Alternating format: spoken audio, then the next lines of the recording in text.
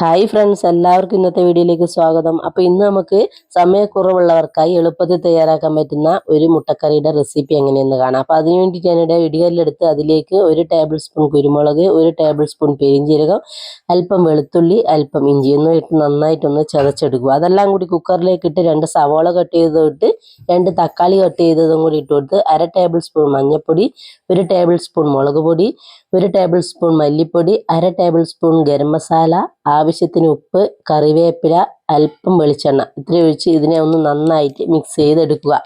അതിനുശേഷം നമ്മൾ അതിലേക്ക് ശകലം വെള്ളം കൂടി ഒഴിച്ച് അതിൻ്റെ നടുവിലായിട്ട് ഒരു പാത്രം വെച്ച് അതിലേക്ക് നമ്മൾക്ക് പുഴുങ്ങാനുള്ള മുട്ടയിട്ട് അതിലേക്കും കുറച്ച് വെള്ളം കൂടി ഒഴിച്ച് കുക്കർ അടച്ച് വെച്ച് 2 വിസിലടിച്ച് വാങ്ങുക. അപ്പം നമ്മൾ മുട്ടയൊക്കെ നന്നായിട്ട് വെന്ത് വന്നിട്ടുണ്ട്. അപ്പോൾ അതിനെ നമ്മൾ എടുത്ത് തോടൊക്കെ കളഞ്ഞ് കഴിഞ്ഞ് കുക്കറിലേക്ക് തന്നെ തിരിച്ചിട്ട് നന്നായിട്ടൊന്ന് വഴറ്റിയെടുക്കുക. അപ്പോൾ നമ്മളെ മുട്ടക്കറി ഏകദേശം റെഡി ആവാറായിട്ടുണ്ട്. അപ്പോൾ എല്ലാവരും ഒന്ന് ട്രൈ ചെയ്ത് നോക്കുക, എളുപ്പത്തിൽ തയ്യാറാക്കാൻ പറ്റുന്നതാണ്. അപ്പം ഒരു കുഞ്ഞു വീഡിയോ ആയി നാളെ വരാം.